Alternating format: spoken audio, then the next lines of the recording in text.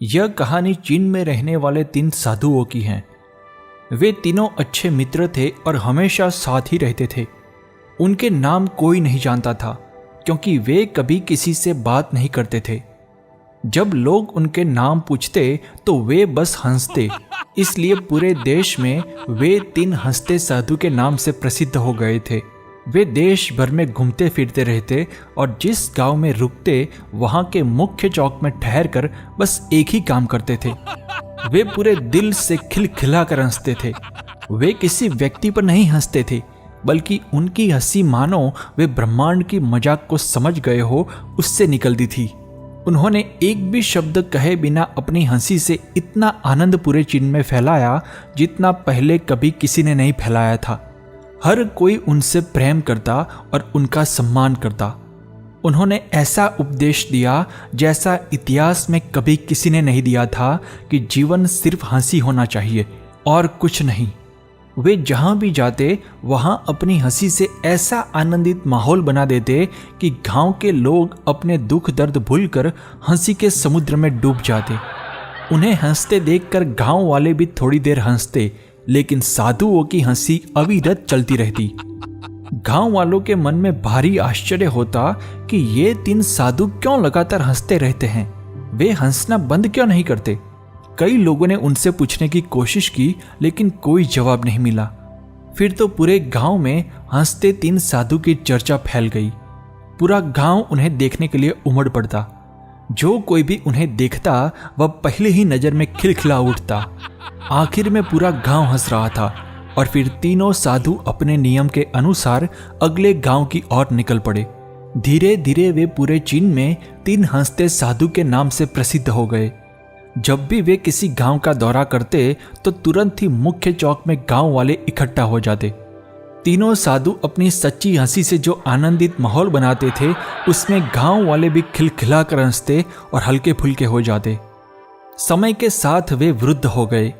एक दिन जब तीनों साधु हंस रहे थे तब एक साधु का निधन हो गया। यह देखकर वहां जमा गांव वालों को गहरा आघात लगा। हर कोई यह मान बैठा था कि अब उनकी हंसी रुक जाएगी, अब वे अपने साथी साधु के निधन पर विलाप करेंगे।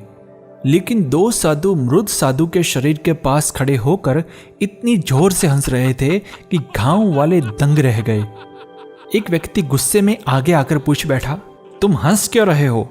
तुम्हारा साधु मित्र मर गया है। उसके निधन के शौक में कम से कम थोड़ी देर तो मौन रहो। क्या तुम्हें उसके मरने का दुख नहीं हो रहा? कम से कम अब तो अपनी हंसी का कारण बताओ। तब पहली बार गांव वालों ने उन 2 साधुओं को बात करते सुना। एक साधु ने जवाब दिया, हम हंस रहे हैं क्योंकि यह व्यक्ति जीत गया। हमने शर्त लगाई थी कि पहले कौन मरेगा और इसने हमें हरा दिया है। हम अपनी हार पर और इसकी जीत पर हंस रहे हैं। कई वर्षों तक हम साथ हंसे और हमने एक दूसरे की एकता और उपस्थिति का भरपूर आनंद लिया। उसे अंतिम विदाई देने का इससे बेहतर और कोई तरीका नहीं है, इसलिए हम हंस रहे हैं। साधु के निधन से पूरा गांव दुखी था, लेकिन जब साधु के मृत शरीर को अंतिम संस्कार के लिए चिता पर रखा गया तो गांव वालों ने उन्हें रोका। एक व्यक्ति ने कहा, जब कोई व्यक्ति मरता है तो परंपरा के अनुसार उसके कपड़े बदलकर शरीर को स्नान कराया जाता है। दूसरे साधु ने हंसते हुए कहा, मरने से पहले इसने हमें कहा था अगर मैं पहले मर जाऊं तो मुझे स्नान मत कराना, क्योंकि मैं कभी अशुद्ध रहा ही नहीं। मेरे जीवन में इतनी हंसी भरी रही है कि कोई भी अशुद्धता मेरे पास भटक ही नहीं पाई। मेरी हंसी हमेशा सच्ची और जीवंत रही है, इसलिए मुझे स्नान मत कराना और मेरे कपड़े भी मत बदलना। इन्हीं कपड़ों में मुझे चिता पर चढ़ाना। इसलिए मृत साधु की इच्छा का सम्मान करते हुए उन्होंने उसके कपड़े नहीं बदले।